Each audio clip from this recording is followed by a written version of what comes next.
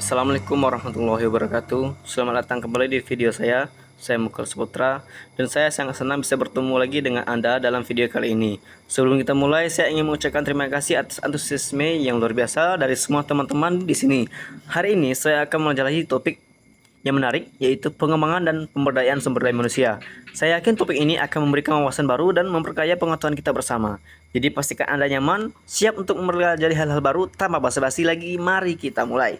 Pengembangan dan pemberdayaan sumber daya manusia menjadi suatu hal yang penting, karena di dalam menghadapi era persaingan dan pelayanan, setiap organisasi membutuhkan karyawan yang cepat tanggap dan mandiri, sehingga organisasi mempunyai keunggulan kompetitif melalui sumber daya manusia. Pemberdayaannya oleh perusahaan digunakan sebagai sarana untuk memperkuat kapabilitas dan komitmen dari karyawan. Tujuan dari pemberdayaan yaitu memunculkan potensi dan modalitas yang ada dalam diri karyawan dan memaksimalkannya sehingga karyawan jadi mandiri dan meningkatkan kinerjanya, yang pada akhirnya memberikan nilai manfaat bagi karyawan dan organisasi. Adanya pemberdayaan karyawan juga menolong karyawan untuk merasa bahwa kontribusi mereka mempunyai arti, bahwa mereka berkompeten dan mempunyai pilihan terhadap apa yang dikerjakannya. Ada beberapa menurut para ahli. Yang pertama, Noe et al. 1994 menyatakan bahwa pemberdayaan terhadap pekerjaan untuk mengambil keputusan menyangkut semua pengembangan produk dan pengambilannya.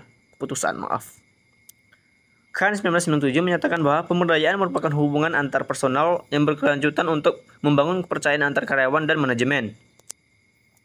Biars dan Roux 1997 menyatakan bahwa pemberdayaan merupakan untuk desentralisasi yang melibatkan pada bawahan dalam membutuhkan sebuah keputusan.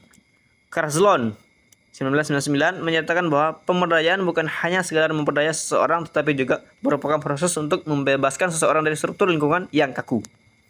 Lanjut, pengantar untuk pengembangan sumber daya manusia adalah upaya untuk mengembangkan kualitas atau kemampuan sumber daya manusia melalui proses perencanaan pendidikan, pelatihan, dan pengolahan tenaga atau pegawai untuk mencapai suatu hasil yang optimal. Lanjut lagi, kompetensi praktisi pengembangan sumber daya manusia adalah tingkat kemampuan dan pengetahuan yang dimiliki oleh seseorang guna melakukan suatu kegiatan dalam rangka untuk memenuhi kebutuhannya. Semakin tinggi kemampuan dan pengalaman pengetahuan, maka semakin tinggi juga kualitas kompetensi sumber daya manusianya. Lanjut, pengembangan talenta adalah proses bagi organisasi untuk memastikan tenaga kerja mereka memiliki skill dan kemampuan yang tepat guna melaksanakan pekerjaan mereka saat ini dan bersiap menghadapi perubahan kerja di masa depan. Adapun menurut para ahli, menurut Pella dan Inayati, talent adalah faktor pembeda kinerja organisasi. Talent adalah manusia-manusia yang ingin dipelihara perusahaan. Karena kelebihannya, talent dapat juga diartikan karyawan yang diidentifikasi memiliki potensi menjadi pemimpin masa depan perusahaan. Lanjut, budaya organisasi adalah suatu sistem makna bersama yang dianut oleh para anggota yang membedakan suatu organisasi dari organisasi-organisasi lainnya. Makna bersama ini adalah sekumpulan karakteristik kunci di ujung tinggi oleh organisasi.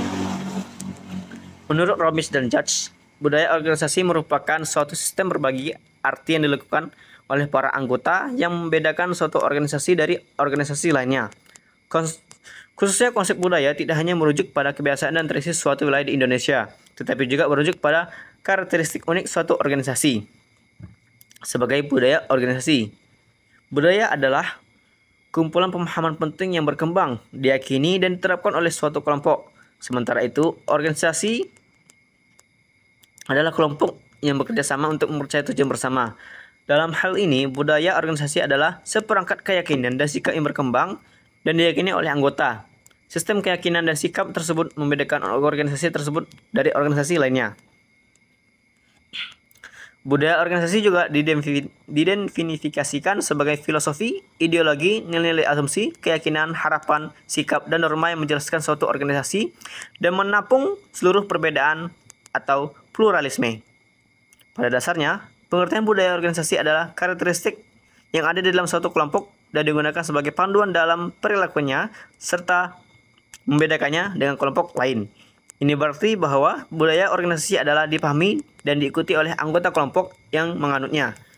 Biasanya melibatkan seluruh pengalaman, filosofi, pengalaman ekspektasi, dan seluruh nilai di dalamnya. Oleh karena itu, budaya organisasi ini akan direfleksikan melalui kegiatan sehari-hari mereka, melalui dari interaksi dengan orang lain, cara kerja, dan harapan di masa depan. Mungkin itu saja materi dari saya. Mohon maaf banyak kekurangannya. Saya akhiri. Wassalamualaikum warahmatullahi wabarakatuh.